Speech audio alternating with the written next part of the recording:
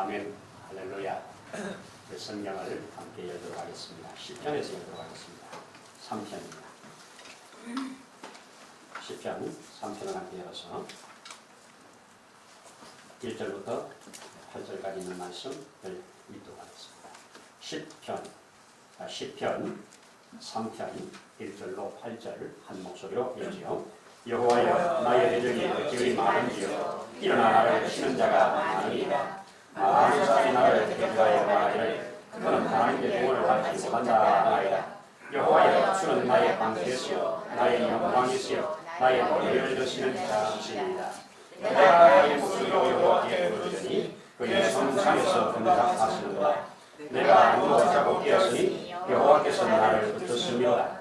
천만 만인이 나를 에워싸 진친다 하여도 나는 두려워하지 아니하리로다. 여호와여, 일어나소서. 나의 하나님이여, 나를 구원하소서. 주께서 나의 모든 원수의 뺨을 치시며 악의 일을 꺾으셨나이다. 구원은 여호와께 있사오니 주의 복을 주의 백성에게 내리소서. 아멘. 할렐루야. 어제가 6.25 66주년을 공부하는 날이었습니다. 저는 6.25를 경험하지 않은 세대입니다. 이 중에는 또 경험하신 분도 계시고 또 대부분 또 경험하지 못한 저희들입니다. 오늘 이 6.25 66주년을 통과하면서 역경 중에 기도하는 현장, 그리고 기도하는 자에게 하나님께서 어떻게 인도하시는가, 이런 것들을 오늘 본문을 배경을 두고 함께 좀 나누려고 합니다. 역경 중에 기도. 우리가 살아가는데 역경 안 만나는 사람은 없죠. 역경을 환영하고 받아들이는 사람도 없습니다. 인생은 누가 그러지요? 풍랑이 일어나는 바다와 같아서 언제 역경을 만날지 모릅니다. 이런 얘기를 합니다. 자, 이 지금 본문 시편은 다윗이 왕의 자리에 앉아 있을 때 그의 아들 압살롬이 반역을 해가지고 지금 도망가면서 그가 하나님께 기도하고 선포하는 내용입니다.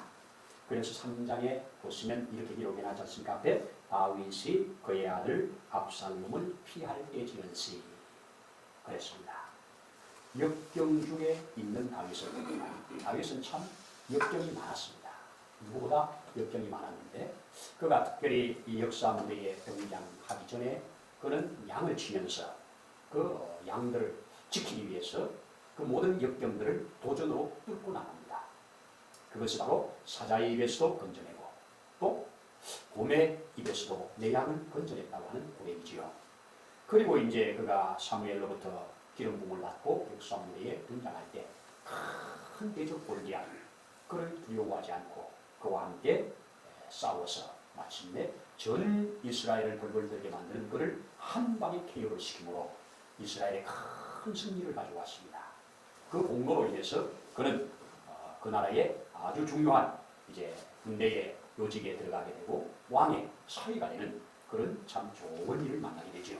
그런데 그것이 오히려 그는 큰 또 역경으로 들어가는 길이 됐습니다. 사울이 마음이 바뀌어서 다윗의 이제 역적이 되어서 다윗을 죽이려고 얼마나 힘쓰고 애쓰는지 모르죠. 다윗은 끊임없이 피하고 도망다니는 모습을 성경은 잘 그려줍니다. 그는 그렇게 수많은 역경을 겪었기에 나중에 아주 하나님이 기뻐하시는 하나님의 마음이 합한 그런 왕이 되어진 줄로 믿습니다. 또 우리가 바라보면 그는 이 사울의 역경뿐만 아니라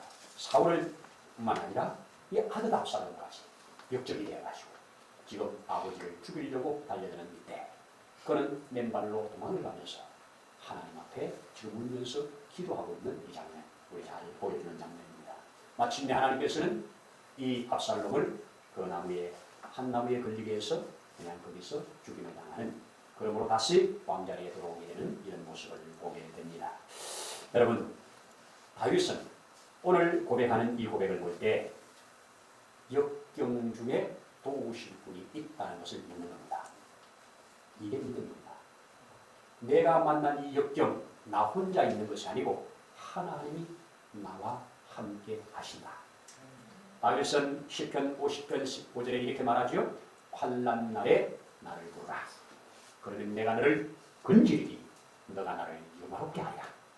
환난 날에 나를 부르라. 그러면 내가 너를 건질 것이고 너가 나를 영화롭게 할 것이라고 하는 확실한 믿음입니다.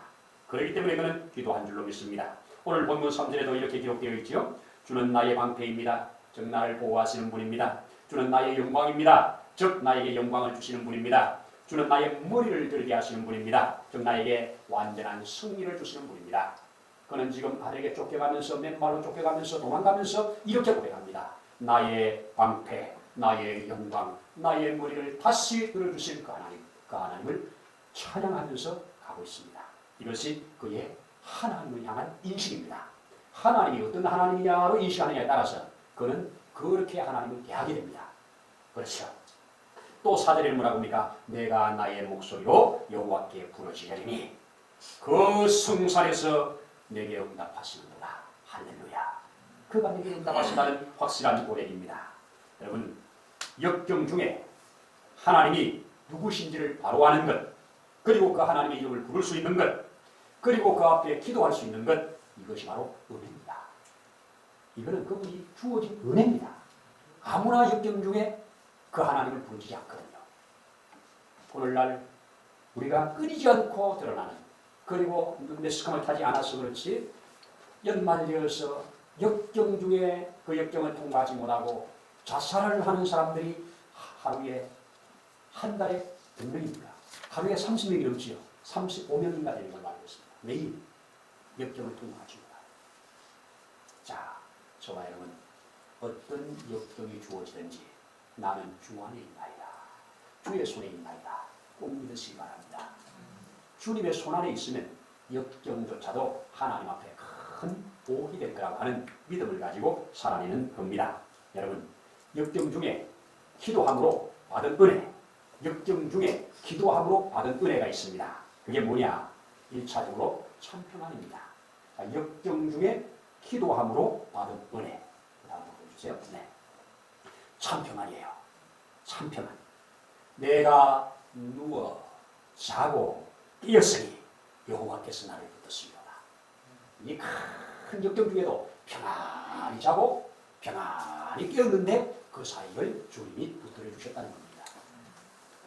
여러분, 요즘 많은 사람이 힘들어하며 아파하고 있는 것 중에 하나가 밤에 잠 못 자는 거잖아요. 역경 중에 잠잘 수 있는 거 쉽지 않지요.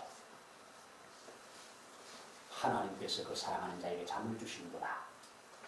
그래서 여러분들이 역경 중에도 잘 자기를 바라고 예배 시간에는 완전히 깨있기를 바랍니다. 아멘입니다. 네. 자, 오늘 여기에 6절에 또 뭐라고 합니까? 천만인이 나를 둘러 에워싼다 할지라도 나는 두려워하지 않을 것이다. 천만인이 나를 둘러 에워싸도 나는 두려워하지 않는다. 왜? 그 천만인보다 여호와가 크기 때문입니다. 할렐루야. 그렇습니다. 이것이 다윗의 하나님을 향한 믿음이고 그의 고백입니다. 그 하나님에 대한 인식이지요. 8절에 이렇게 7절에 주께서 나의 모든 원수의 뺨을 치시며 악인의 일을 꺾으셨나이다. 이게 뭡니까? 완전한 성리죠. 완전한 성리입니다. 8절에도 구원은 여호와께 있사오니 그래 믿습니까? 구원은 여호와께 있사오니 주의 복을 주의 백성에게 내려주소서 그렇게 했습니다. 다윗의 이러한 아주 멋있는 고백, 그런 이 고백을 따라서 그의 믿음대로 하나님은 그를 다시 복귀시켜 주시고 다시 남은 삶을 하나님 앞에 복되게 걸어갈 수 있도록 그 위에 남은 삶을 성전 짓는 일의 모든 것을 다시 헌신하고 그 위에 솔로몬을 왕으로 세워 그대를 잘 이어가게 한 그야말로 하나님의 마음에 합한 모델 왕이요 샘플 왕이 되었던 것을 우리는 볼 수 있습니다. 저는 이 시간 이 말씀을 배경으로 해서 한 사람을 소개해 보려고 합니다. 6.25 전쟁 과가 백악관 안보보좌관으로 그것도 한 분이 아니라 대통령 3사람을 거치면서 3사람의 대통령의 안보보좌관을 지냈던 한 사람. 그 사람이 바로 이 사진에 나오는 전쟁과. 이 사람은 저 만주 쪽의 용정에서 아버지가 독립운동을 하던 사람입니다. 아버지가 독립운동을 하다가 이제 독립을 했으니까 그 49년도 그 나이 12살 때 아버지 어머니가 서울로 이사를 합니다. 서울에 와서 사는데 서울에 있는 중학교를 들어가게 되지요. 서울중학교입니다.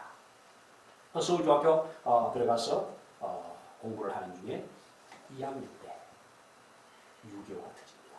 49년도에 들어왔는데 50년에 6.25가 터집니다. 그는 그 6.25 터지는 그날을 그는 이렇게 기억하면서 글을 쓰는 것을 보았습니다. 6.25 때 학교 교실에서 이제 학교에서 공부를 하는데 그 자기보다 나이가 좀 많은 형이 이 교실에다가 불을 지르라는 겁니다. 공산군이 6월 25일 날 남침을 해서 28일 날 서울을 다 점령해버렸잖아요. 이제 서울은 북한에 넘어가버린 겁니다. 이때 그 서울중학교 교실에 지금 학도 의용병으로 지금 전쟁에 투입하려고 북한 사람들이 데려다가 그 교실에다가 청년들을 잔뜩 집어넣은 겁니다. 이제 이들은 곧 끌려나가서 북한이 주는 무기를 들고 남한을 공격하기 위해서 가는 겁니다. 갈래 안 갈래 안 가면 죽이는 거예요. 이럴 때 한 청년이 이 학생한테 네가 저 교실에 불을 지르라는 겁니다. 그 당시는 나무 건물이잖아요. 목조 건물이잖아요. 그래서 알았다고 건네주는 시간의 통을 받아가지고 뿌리고 불을 질러버렸습니다. 그리고 불이 나게 자기 집으로 도망을 갑니다. 그렇게 자기 집으로 도망을 가가지고 혹시 뒤따라오나 싶어서 얼른 집 옆에 있는 나무로 올라가서 저 나무 위에서 사교처럼 지금 발벌 떨고 있는 겁니다. 그런데 아니나 달라 이 공산군들이 따라오는 겁니다. 따라와가지고 이 집에 들어와가지고 지금 마침 마루에 있던 여동생을 붙들고 지금 머리에다 총을 대고 위협을 하는 겁니다. 이 아이가 새파랗게 질려가지고 어찌할 줄 모르다가 결국 지하실에 아버지가 있다고 가르칩니다. 지하 창고에 숨어 있다가 아버지 어머니가 붙잡혀 나오죠.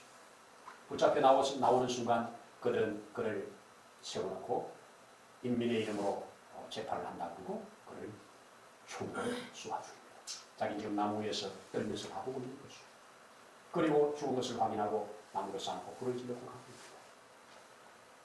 그때 이후로 그는 그 순간 그들이 가고 난 다음에 나무에서 내려와서 이제 계속 남쪽으로 발걸음을 옮기다가 마침 미군을 만납니다.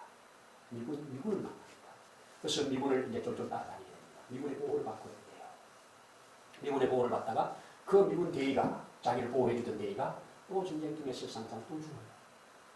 그래서 또 어쩔 수 없이 홀로 된 고아가 되는 겁니다.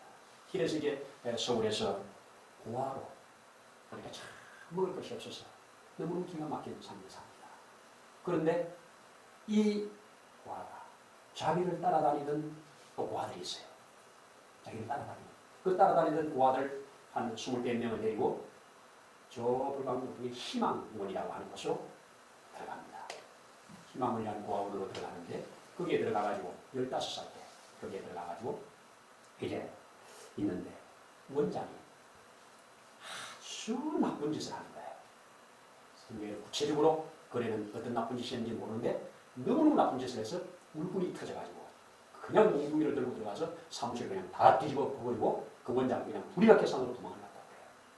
그 길로 그가 거기 있을 수 없으니까 고아원을 뛰쳐나오는데 형 나도 따라갈 거야. 형 나도 오빠 나도 하면서 밑에 있는 것들이 줄줄이 따라 나오는 거예요. 그랬더니 돌을 던지면서 제발 나도 따라오지 말라고. 이 지금 전쟁터에 나 하나 얻어먹기도 힘든데 너를 내가 어떻게 하라고 따라오냐고. 너는 여기 남아있어. 나만 나가면 된다고. 아무리 해도 저들은 울면서 다 따라나옵니다. 그렇게 따라나오는 애들이 29명이 따라나옵니다.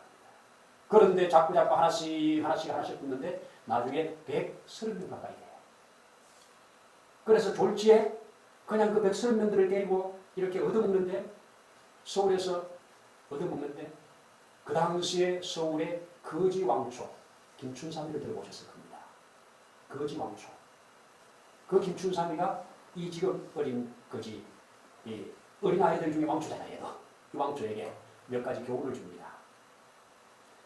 남의 집에 음식을 얻으러 갈 때는 반드시 대문을 치지 마라. 꽝꽝꽝 문을 치지 마라. 깡통을 소리를 울려라.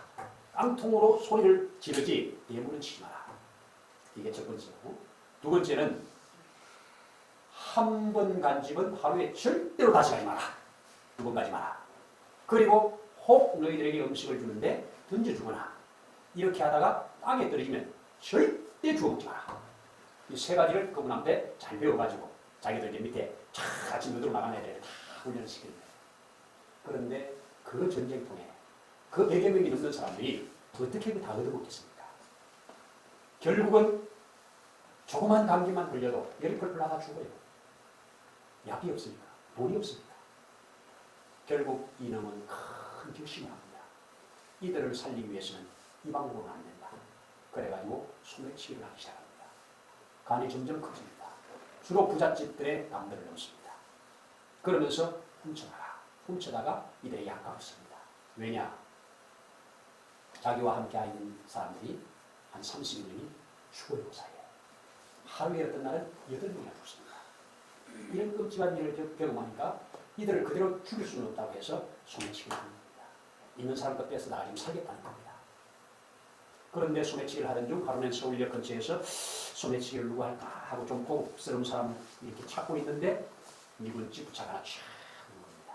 그래서 촥 누가 내리나 하고 보는데 헌병들하고 아주 멋있는 사람이 내리는 거예요. 그런데 이 사람이 지금 내려서 얘기를 하고 있는데 트렁크 문이 그만큼 열린 게 보이는 거예요. 그래서 뛰어가서 잽싸게 트렁크 문을 열고 그 가방을 갖고 비호처럼 도망을 갑니다. 이렇게 도망을 갔는데 거기에서 그 없어진 걸 알고 수송을 하는데 틀림없이 이것은 임종덕 그놈이 했을 일이다. 이렇게 해가지고 경찰서에서 사람을 다 풀어서 임종덕을 잡아냅니다. 그래서 신문을 냈습니다. 그랬더니 나는 소매치기를 안 하면 우리 100명의 아이들이 다 굶어 죽어요. 그래서 나는 소매치기를 안 할 수가 없었습니다. 이러면서 경찰서에 신문을 봤습니다. 그 100여 명의 고아들이 와가지고 오빠 살려주세요. 아니면 형 우리 형 살려주세요. 다 난리를 풉니다. 얘도 나는 이래서 소매치기를 한다. 이 과정을 누가 보느냐. 그 차에서 내렸던 가장 캡틴 그 사람이 오공군 사령관 화이트 장군입니다. 이 화이트 장군이 그 신문하는 그 과정을 쭉 지켜보면서 이놈을 영원히 영창 보내야 되는데 얘를 내 숙소로 보내라고 합니다. 그 당시에 본부는 일본에 있는데 지금 서울에 출장을 나온 겁니다. 그래서 조선호텔이 그 사무실에 있는 조선호텔 내가 합니다. 이 아이를 그 호텔방에 불러서 너 오늘부터 소매치기 하지 말고 내비스를 해다오. 그래서 하우스보이로 내비스를 하라고 합니다. 참 그 사람도 좋은 사람이죠. 좋은 사람이죠. 그래서 빚을 하라고 그러니까 이 친구가 거절합니다. 이렇게 좋은 기회를 거절해요. 왜 거절하니? 내용을 물었더니 내가 장군님의 빚으로 장군님에게 하면 나는 좋지만 100명은 다 굶어 죽는다는 겁니다. 저들은 내가 없으면 굶어 죽는다는 거예요. 이 말을 듣고 사람을 불러서 조사를 합니다. 조사가 사실로 드러납니다. 사실로 드러나니까 밑에 부관한테 제주도에 있는 우리 미군들이 운영하는 그 고아원에 애들을 다 입소시키고 얘는 내 하우스보이로 이렇게 해서 그는 그 하우스보이가 되고 자기가 따라다니는 사람은 전부 제주도의 고아원, 미국 사람들이 운영하는 군인들이 운영하는 그 고아원에 다 보내게 되었다고 합니다. 이러면서 이제 그 장군을 따라다니면서 아주 중요한 자리들에 가는데 이승만 대통령과 함께 예배드리는 데도 가고 또 수원 공군부대에도 갔다가 거기에 또 하우스보이 하나를 만나는데 김장만 우리 교회에 얼마나 유명한 사람입니까? 우리 침례교회 세계 침례교회 연맹의 초계장을 했던 극동방송사장 김장환이 거기서 지금 하우스보이를 하고 있는 그래가지고 둘이 만나서 얘기를 하다가 니는 어쩌다가 됐냐 나는 어쩌다 됐냐 이러면서 우리 친구가 된 겁니다. 그리고 김장환이가 나가는 그 교회에 그가 초청을 해서 주일마다 이제 무한하던 초콜릿 들고 빵 들고 그 교회를 주일마다 가는데 자기 고백은 그래요. 그때 나는 예수 믿는 것 때문에 간 것도 아니고 나는 예쁜 대학생들 만나는 재미가 갔다. 어쨌든 그렇게 다녔습니다. 그러다가 이제 그 아버지를 그 분을 새로 만나서 그분이 한 1년 동안은 데리고 있다가 중대한 제안을 합니다. 너 오늘부터 내 아들이 되어라. 그 장군에게 하나밖에 없는 위아들이 한국 전쟁의 공군 조종사로 전쟁 중에 죽어요. 하나밖에 없는 아들이 한국 전쟁에서 죽어요. 자기는 살고만인데. 그래서 너 오늘부터 내 아들이 되어라. 이래서 이 사람은 임종덕이라고 하는 사람은 그 장군의 품에 안겨가지고 땡큐를 임하면서 감사하다고. 그래서 그날로 그 사람이 양자가 됩니다. 양자가 되고 그 사람을 그 임종덕이를 다시 중단됐던 서울중학교에 보내서 졸업을 시킵니다. 졸업한 후에 제안을 합니다. 너 미국에 가서 공부해야. 그래서 아버지의 주선으로 미국의 상당히 명문가 학교에 입학을 하게 됩니다. 거기서 그는 그렇게 말합니다. 나를 이곳에 인도하신 하나님께 내가 참 감사합니다. 내가 열심히 지금 나를 양자로 받아준 저 아버지를 기쁘게 하기 위해서도 공부를 한다고 일을 한다고 공부를 합니다. 하루에 영어 단어 100개를 외우는데 한 개라도 외우는 것이 없으면 100개 중에 한 개라도 안 외워지면 그날은 자원에서 저녁을 안 먹고 외워진 다음 이러면서 힘을 쓰고 공부를 해서 그 고등학교를 잘 나오고 마침내 하버드 대학에 우수하게 들어갑니다. 하버드 대학 들어가서 열심히 공부를 합니다. 졸업을 하는데 당시에 2차 대전 후에 미국이 세계 정세에 미치는 영향 이런 책을 이런 논문으로 하버드 국제관계학 박사가 됩니다. 이 박사가 됐는데 졸업하고 나서 그는 일본의 외교 무관으로 이제 파송이 되는데 6개월 후에 베트남 전쟁이 납니다. 그래서 자원에서 나는 베트남 전쟁에 자원에서 합니다. 그 베트남 전쟁에 가진 임무는 뭐냐? 미 공군 사관학교에서 그는 또 훈련을 받았는데 그 사관학교에서 훈련 받을 때 그는 아주 특수 훈련을 받은 사람입니다. 그래서 그 베트남에 포로로 잡혀 있는 사람들을 구출하는 사명을 띠고 포로로 잡혀 있는 사람들을 구출하는 사명을 띠고 지금 베트남에 간 겁니다. 얼마나 어려운 일입니까? 포로 잡혀 있는 사람들을 들어가서 구출해야 되는 거니까 생명을 담보하는 거지요. 이렇게 들어가서 그가 포로들을 구출해내고 적진들을 파괴시키고 공을 잘 세웁니다. 그러다가 한날 작전을 잘 수행하고 돌아오는 길에 매복주에게 완전히 포위가 됩니다. 이제는 수적으로나 모든 면으로 봐서 도무지 저들을 어떻게 이길 방법이 없는 거예요. 이때 그는 손을 듭니다. 그리고 자기 뒤에 있는 3명, 같은 조의 3명, 너희는 빨리 도망을 가라. 내가 여기서 포로가 될게. 하고 그들이 지금 총을 겨누고 있는데 숨들고 나갑니다. 그래서 자원에서 포로가 됩니다. 잡힙니다. 3사람을 살리고 자기가 희생을 하는 거죠. 이래서 그가 포로가 됩니다. 포로들을 탈출시키는 사람이 포로가 되었으니 얼마나 그를 괴롭히겠습니까? 그렇지 않겠습니까? 그래서 그가 거기서 많은 괴로움을 당하는 중에 그는 자기가 이 사관학교 다닐 때 친한 친구가 이 성경을 하나 줬는데 성경을 읽으라. 어려울 때마다 성경을 읽으라고 하나 줬는데 그것이 주머니에 있는데 그걸 가지고 그는 들어갈 수가 없잖아요. 그래서 펴가지고 아무나 잡히는 것을 얼른 석장을 얼른 찢어가지고 주머니에 넣고 성경책을 숯불에 던져버린다. 그리고 고개한 그 석장 그걸 가지고 딱 들어갔는데 그것이 시편 1편, 2편, 3편 2편, 2편, 3편인데 특별히 그는 오늘 읽은 시편 3편 9월은 여호와로 말미암는다. 어찌 이렇게 나에게 대적이 많은고 이런 이 성경을 계속 묵상하고 있고 묵상하고 있고 묵상하고 기도하고 묵상하고 있고 이러다가 탈출이라는 단어가 자기 입에서도 모르게 막 튀어나오답니다. 내가 너를 구원할 거다. 내가 너를 도와줄 거다. 천만인이 나를 둘러 지치다 할지라도 나는 두려워 아니하노다. 이 말씀이 여기에 살아 움직이는 거예요. 그래서 아멘 하고 확신 가운데 거기에서 탈출 시도를 합니다. 그 표현대로 총알이 자기를 향해서 빗발치듯 날아오는데 빗개가 들어요. 할렐루야. 오늘 성경 여호와는 나의 방패, 여호와는 나의 산성, 나의 머리를 들게 하시는 분이 실감나는 순간입니다. 그래서 거기에서 탈출을 합니다. 부상당하지 않고 탈출해서 부대로 돌아오는데 얼마나 사람들이 환영하겠습니까? 얼마나 좋겠습니까? 그리고 또 임무를 계속 수행합니다. 이미 거기 안에서 포로 생활을 하면서 거기에 있는 지형들, 포로들이 어떻게 잡히는지 다 아니까 이제 아는 얘가 그를 공격해가지고 그들 중에 간부들을 잡아들이고 그리고 포로를 해방시키고 이렇게 공을 많이 세웁니다. 이렇게 공을 세우다가 또 못 잡힌 거예요. 또 포로가 된 겁니다. 두 번째 포로가 됐어요. 그때 그는 이렇게 고백합니다. 두 번째 다시 포로가 되었을 때 하나님에 대해서 의심이 생겼다. 그래서 그럼에도 불구하고 의심으로 끝나지 않고 거기에서 또 하나님 앞에 기도하고 또 구하고 그렇게 있는데 한날 이제 그가 붙잡혀가지고 끌려간 곳이 저 북쪽, 제국쪽 이제 이쪽으로 가면 바로 중국. 그래서 중국이나 러시아나 북한으로 그 당시 우리 포로들을 북한으로도 보냈다고 해요. 이제 보내는 그 지점에 이제 포로 수용소로 끌려간 겁니다.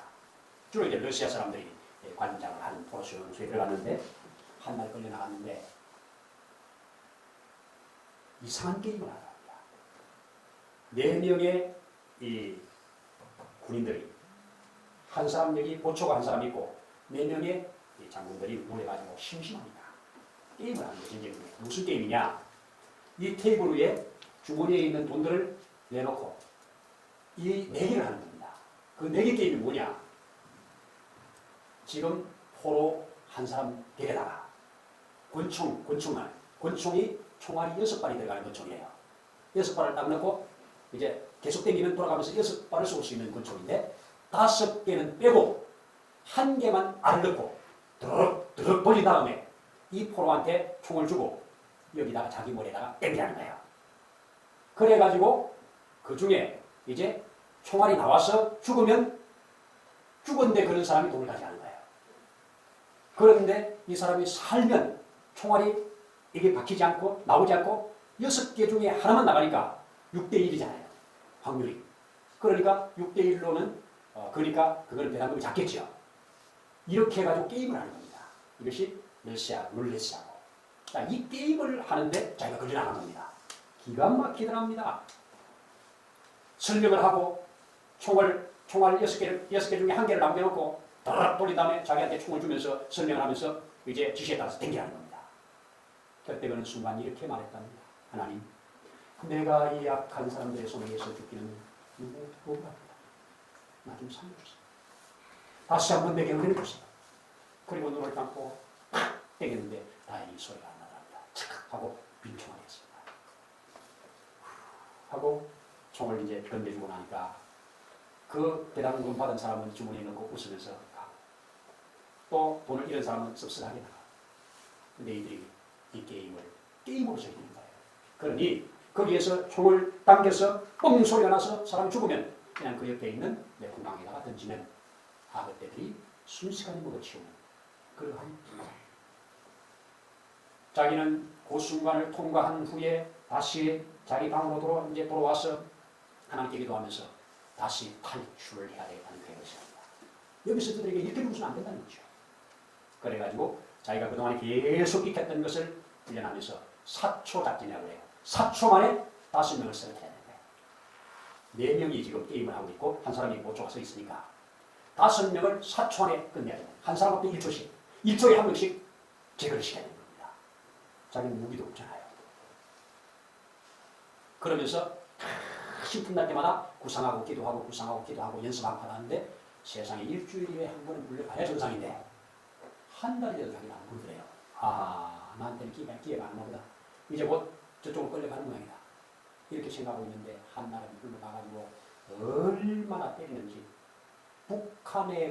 북한에 온 군인이 얘들을 때리는데 너 남조선 놈이지. 이러면서 때리는데 나 남조선 사람 아니다.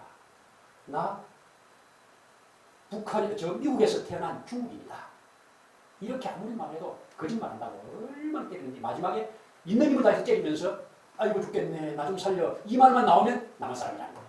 그 말 한마디 나올 때까지 때리는 겁니다. 그런 이 사람은 매를 맞아 실신을 하는 그 순간까지 오마이갓 이 말만 하니까 아니긴 아닌가 보네 그런 말을 합니다. 그리고 나서 며칠 있다가 다시 롯데 게임에 불려나가는 거예요. 그는 하나님께 기도합니다. 하나님 살려주세요. 4초입니다. 이번에 이 권총에 나에게 주는 권총에 반드시 방아쇠를 당기면 총알이 나갈 수 있는 그 자리에 총알이 들어가게 해주세요. 따라 돌려서 주는 거니까 6개 중에 1개잖아요. 반드시 그 자리에 총알이 있어야 바로 가까이 있는 놈 한 방을 끌러 쏘고 그 다음에 행동을 하니까 그렇게 기도하고 나가는데 왠지 확신이 생기더래요. 총알이 있을 것 같은.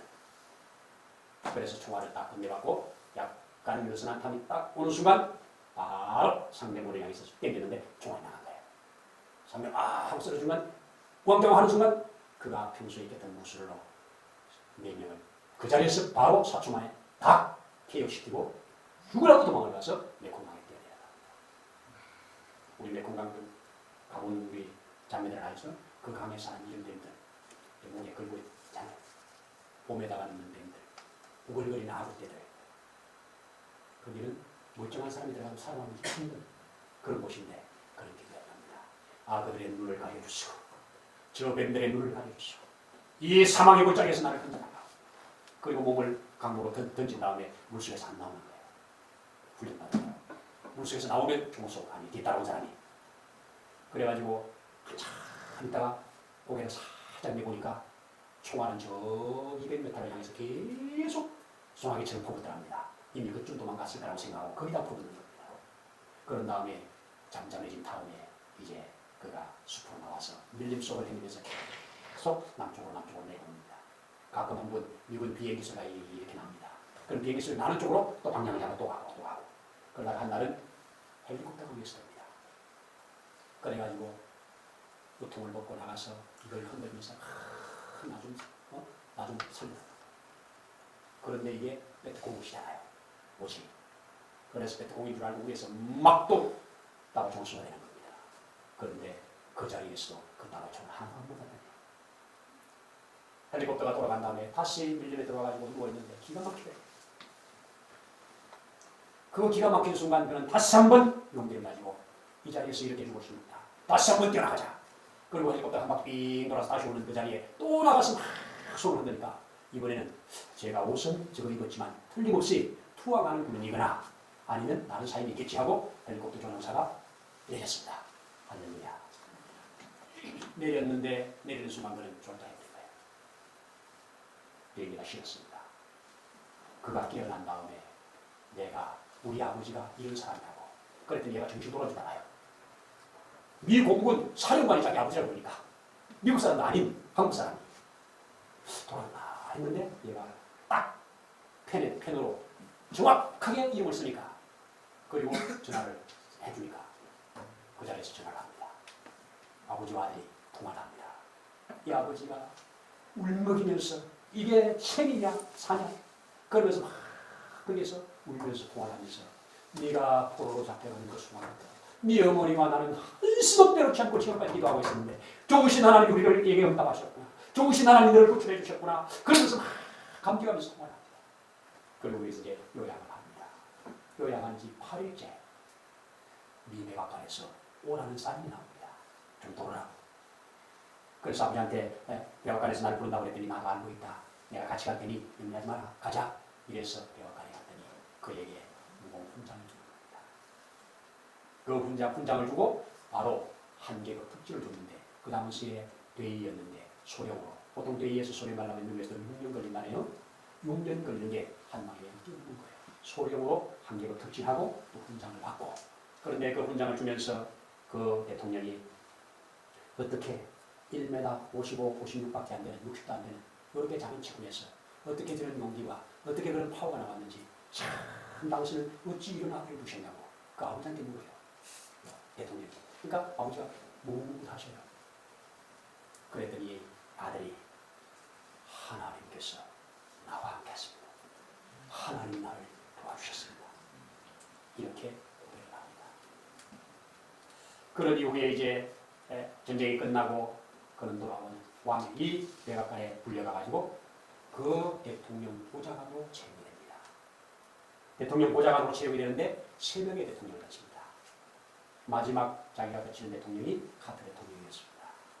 카터 대통령은 자기하고 이게 안 맞는 것 중에 하나가 뭐냐 미군을 철수시키는 거였어요. 미군 철수를 반대했던 사령관을 그 자리에서 해임시킨 사람입니다. 그러니까 이 보좌관한테 너는 너의 국적을 떠나서 미군 철수에 대해서 어떻게 생각하냐? 이걸 물었을 때 그는 이렇게 대답합니다. 예, 저 대한민국이라고 하는 나라에 미군 4만 명이 주둔하고 있기에 대한민국은 민주주의가 발전했고 오늘날 미국이 원하는 이런 나라가 되어서 이렇게 잘 살고 있는데 이들을 데려갔으니 대한민국은 다시 고립에 빠집니다. 자기 생각을 정확하게 얘기했습니다. 그리고 철수를 반대했습니다. 또 한나는 이제 의회에서 베트남 전쟁에서 두렵고 또 전쟁하다가 어렵다고 도망간 사람들을 지금 가둬놓고 있어요. 군대에서 도망가면 이게 죄잖아요. 도망간 사람들을 모아놓고 이제 전쟁도 다 끝나고 있으니까 이들을 다 사면하자는 바람이 있는 겁니다. 그때 왕이 대통령이 또 묻습니다. 김종덕 자네는 이 지금 전쟁 중에 도망갔다가 지금 여기 붙잡혀 있는 이들 살려줄까? 어떡할까? 어떻게 하면 좋겠나? 네 생각을 얘기해봐. 그럼 아무도 여기에 대해서 이의를 제기하지 않는데 유독 혼자 전쟁 중에 무섭다고 이런저런 이유로 도망을 간다면 앞으로 누가 전쟁에 나가겠습니까? 누가 전쟁에 나가서 나라를 위해 싸우겠습니까? 이러면서 자기 것을 분명하게 밝히는 이런 사람이 있습니다. 그런 뒤에 누가 계셔? 하나님이 계셔. 대통령 앞에서 불이익을 당할 줄 알면서도 자기가 모셨던 사령관이 마음에 안 드는 말 한마디 했다고 그냥 그 자리에서 힘당을 보면서도 그런 자기의 육신이 아니나 어떤 것이 아니라 하나님의 뜻을 위하여 나라를 위해서 사는 한 사람 임종덕. 이분이 미국 LA에 있는 동양성교회 나중에 이제 거기서 퇴임을 하고 장로로 어제 지금도 계신 걸로 알고 있습니다. 동양성교회 장로. 인터넷에 임종덕이라고 치면 그에 관한 분이 참 많이 뜹니다. 숨어있는 사람입니다. 전쟁과에서 그가 참 이 소매치기로 살아갈 수밖에 없는 그런 기가 막힌 상황에서 한 사람의 도움을 받아서 그렇게 훌륭한 사람이 되는 그때 그가 하버드 대학교 졸업식에 이런 일화가 있더라고요. 졸업식 날 너무 수완성적으로 참 졸업하는 그에게 아버지가 그를 끌어안고 참 기뻐하는데 친지들이 다 모여서 기뻐하는데 그 사람이 사령관이잖아요. 그날 하버드 대학의 신빙회로 별들이 그만큼 많이 모인 자리가 없었다. 스타들이 다 그게 축하로 와가지고 그렇게 큰 축하를 하나님 어찌 나에게 이런 자를 붙여주셔서 우리 가문에 이런 영광을 주시나이까. 하나님 은혜라고 죽은 아들 대신에 다시 얻은 그 아들이 이런 영광을 준다고 그런 하나님께 감사하다가 마지막 83세에 돌아가시는데 내 아들을 이렇게 잘 훈련시키고 잘 키워주신 공군사관학교에 그리고 하버드 대학교에 공평하게 자기 재산을 다 거기다 귀적을 하고 그런 세상을 떠나는 참 멋있는 그 기도입니다. 여러분 하나님은 환난 중에 만날 도우 계십니다. 아멘이죠? 자, 이분 사진 나오는 하나 보여주시면 좋겠는데 이분의 이 모습입니다. 저기 윤대한 대통령 밑에 있는 분입니다. 닉슨 대통령이고 우리 임종덕 우리 장로님 있습니다. 계산을 해보니까 아마 원래 아직까지 살아계시는 나이 80으로 미국에 죽었다는 얘기는 아직 못 들었습니다. 숨겨져 있는 하나님의 사람.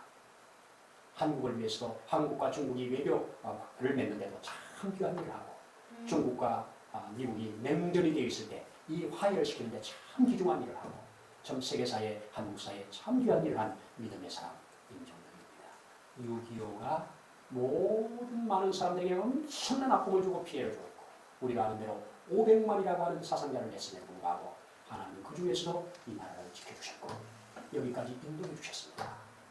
우리는 이러한 것에 감사하면서 다시 이런 일이 안 일어나도록 또 우리는 붙들고 기도해야 될 것이고 또 하나님 앞에 우리가 한번 다짐하는 그런 시간을 가져야 됩니다. 오늘 학교에서 유교 행사는 안 하지. 이주랴 어찌 우리 이 말을 이러면서 노래 부르면서 유교를 기념했는데 지금은 기념도 안 해. 심지어 잘못된 교육으로 인해서 북침이 아니라 남쪽에서 쳐올라갔다는 이런 교육을 하는 이런 음투강투하는 선생도 있다고 하니 기가 막힌 것 같습니다. 주변에 제가 조금 그랬었습니다만 6.25 53년도에 휴전이 됐어. 계속 간첩은 내려보냈고요. 계속 뭐 칼기를 폭파한다든지 아웅산의 테러를 일으킨다든지 또 뭐 청와대를 습격한다든지 끊임없이 멈추지 않았고요. 제 얼마 전에는 연평도에서 많은 희생을 내고요. 천안함에서 희생을 내고요.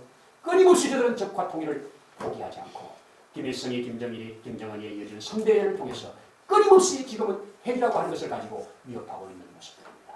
저는 그렇게 기도합니다. 악한 도모가 무너지게 하시고 하나님의 선한 뜻으로 저곳에도 자유의 물결이 들어가고 자유민주주의 속에서 아름답게 백성들이 함께 손에 손을 잡고 자기 마음대로 자기 속에 있는 신앙들을 표현하며 하나님께 기도하고 어우러지는 이런 민족으로 통일되기를 기도하고 소망하고 있습니다. 6.25 66주년을 통과하면서 한번 새겨봅니다. 하나님은 우리를 돕습니다. 역경 중에 소멸되는 자가 있고 역경 중에 망하는 사람이 있습니다. 그러나 소승되는 자도 있습니다. 소멸이냐 소승이냐, 저와 여러분들 어떤 역경 중에도 소멸되는 것이 아니라 소승되는 여러분과 제가 되기를 소원해 봅니다. 역경 중에 소승하는 자는 그 특징이 여호와를 의뢰하는 자입니다. 여호와의 도움을 입은 자들입니다. 할렐루야입니다. 역경 중에 소승함으로 하나님의 영광이 드러나고 복의 통로가 되는 저와 여러분들 되기를 축복합니다. 기도드리겠습니다. 하나님 아버지 고맙습니다. 감사합니다. 이 세상 중에 많고 많은 사람 중에 우리를 하나님의 자녀로 불러 삼아주신 것을 감사합니다. 이제 한 사람의 양아들이 되어서 그의 도움을 받았을 때 또한 이렇게 큰 영향을 미치는 모습도 봅니다. 우리 하나님 아버지의 양자된 자로 하나님의 후원을 받았어 하나님의 거룩한 뜻을 이 땅에 풀어내는, 그래서 나도 복이요 다른 사람도 복되게 하는 이런 삶으로 자라갈 수 있도록 도와주시고 은혜를 더하여 주옵소서. 이를 위하여 필요한 믿음도 더하시고 이를 위하여 필요한 지혜도 더하시며 이를 위하여 필요한 물질도 더하셔서 하나님 앞에 할렐루야 아름다운 증거 열매들이 풍성해질 수 있도록 도와주옵소서. 오늘도 함께 하신 주님께 감사를 드릴 때 우리 주 예수님 이름으로 기도드립니다. 아멘.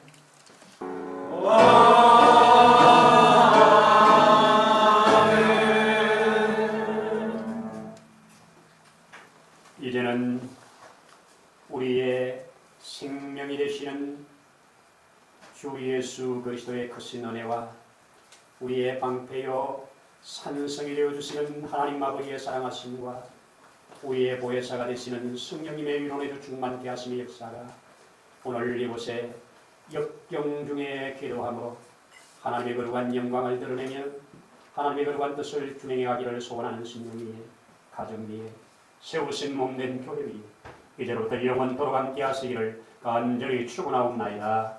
아멘.